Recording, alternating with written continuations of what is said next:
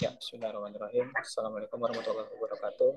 Perkenalkan, kami dari kelompok yang beranggotakan Alvin, kemudian saya Fawas dan Yandra. Sini kami akan menjelaskan PowerPoint tentang penggunaan dasar pengertian matematis dan acuan dalam menulis literatur di dalam makalah ilmiah.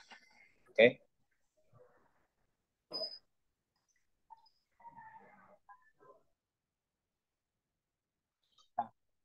Untuk penggunaan dasar penelitian matematis, ketika kita membuat tulisan ilmiah, maka akan ada syarat media untuk menulis apa yang akan kita gunakan. Hingga saat ini yang umum digunakan di Indonesia itu menggunakan Word 7 ke atas ya.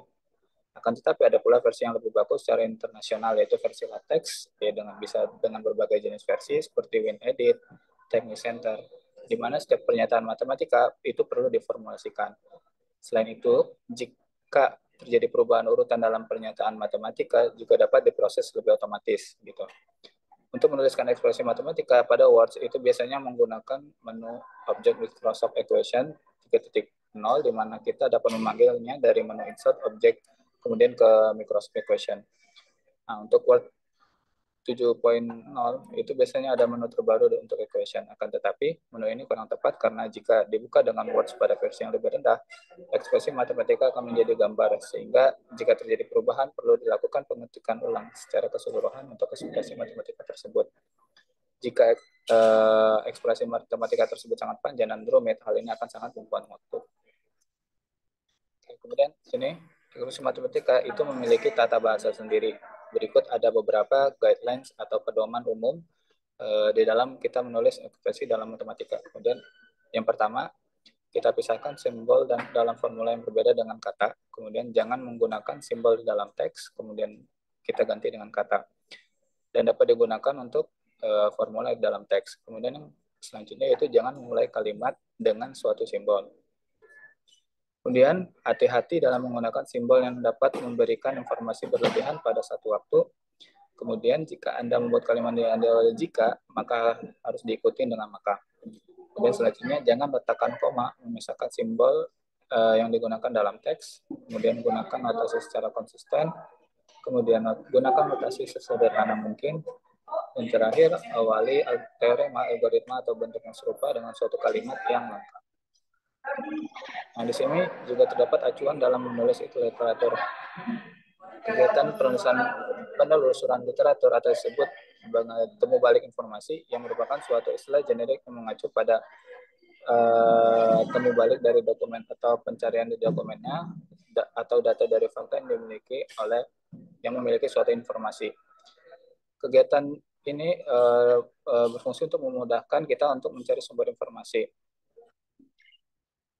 Nah, kemudian di sini ada beberapa acuan dalam penulisan literatur atau fungsinya. Yang pertama untuk mengungkapkan keinginan yang menyangkut subjek, waktu yang diperlukan, serta jenis dokumen, serta informasi yang diinginkan.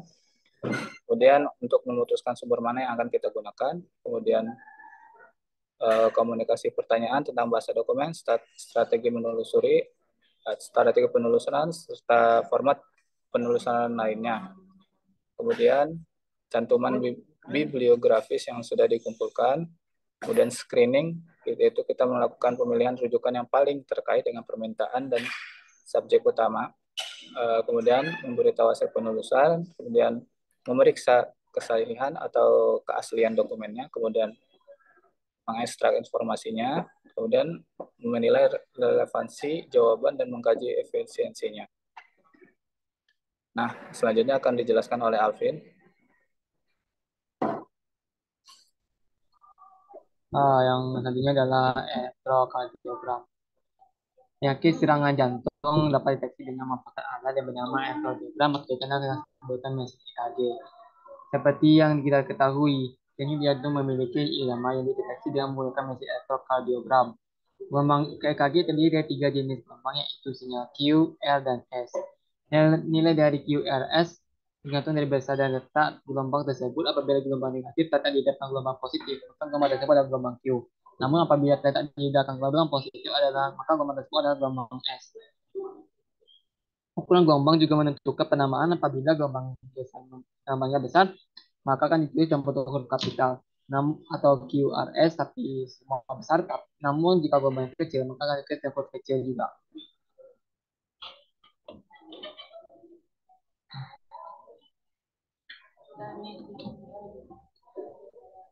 Oke, selanjutnya saya akan menjelaskan tentang knife bias. Jadi berdasarkan pemaparan di atas tentang cara penulisan ekspresi formula secara matematis atau secara kajian matematis di dalam sebuah penelitian atau makalah ilmiah, uh, di dalam makalah ilmiah ini karena kita mengkaji tentang penerapan implementasi knife bias dan particle swarm optimization dalam mendeteksi penyakit jantung pada EKG, maka kita perlu perlu mengkaji juga tentang apa itu knife bias berdasarkan pada pemaparan tentang penulisan yang baik tentang berpikir secara matematis atau penulisan secara ekspresi matematis. Nah, uh, knife bias itu berkaitan dengan Bayesian classification, yaitu pengklasifikasian statistik yang dapat digunakan untuk memprediksi nilai probabilitas terhadap kelas. Nah, teorema ini biasanya diusulkan oleh uh, pernah diusulkan oleh seorang ilmuwan Inggris yaitu Thomas Bayes yang memprediksi probabilitas di masa depan berdasarkan pengalaman masa lalu. Nah, teorema Bayes digabungkan dengan naive memiliki arti bahwa setiap atribut adalah independen. Naive Bayes sendiri dapat dilatih secara efektif dalam pembelajaran terarah atau supervised learning.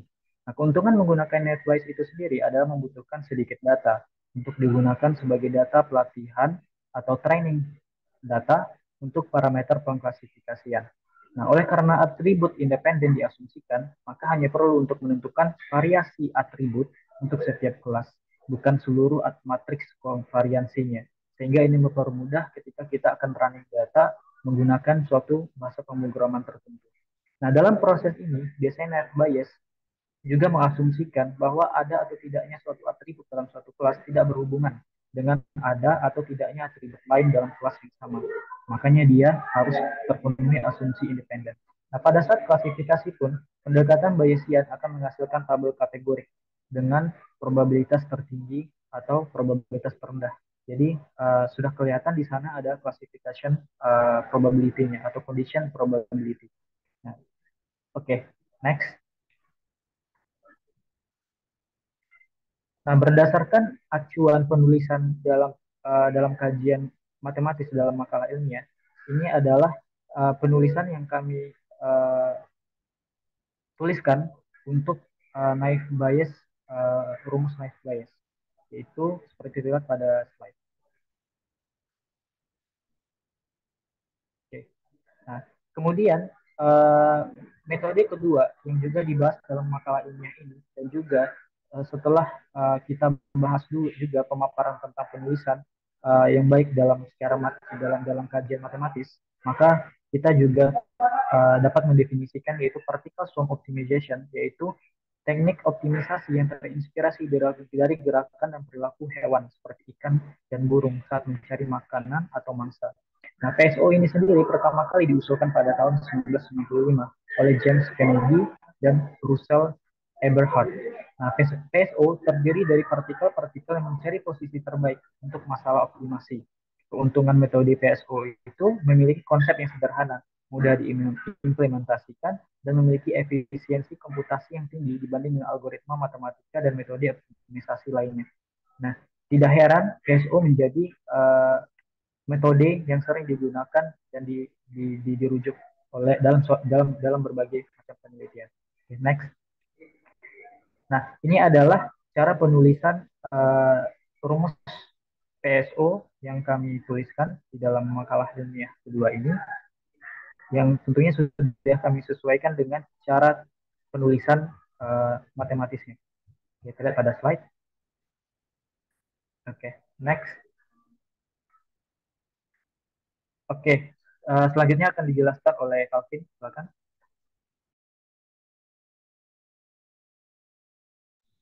Oke.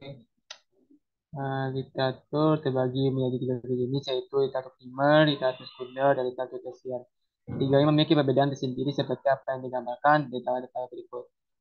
Literatur primer itu ciri-cirinya adalah memuat hasil penelitian asli, kerja mengenai teori baru, dan penjelasan diberikan semua bidang. Contohnya itu artikel jurnal, proceeding, tesis, disertasi, dan laporan.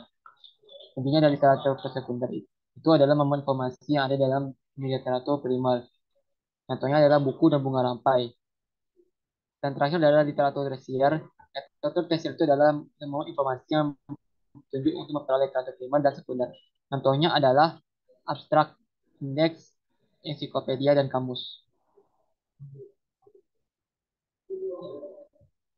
Kesimpulan, penulisan karya ilmiah dengan ekspresi matematika memerlukan teknik penulisan yang dibakukan.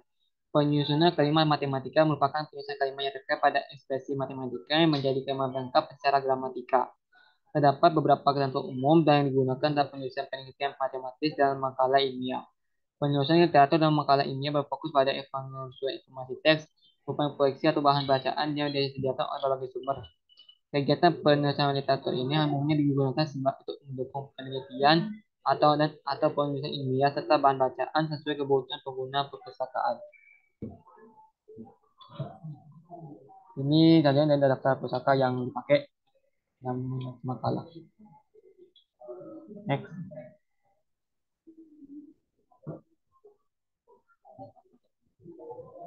Lanjut. Ya, mungkin cukup sekian yang dapat untuk kami sampaikan. Kurang lebihnya mohon maaf. Terima kasih. Wassalamualaikum warahmatullahi wabarakatuh.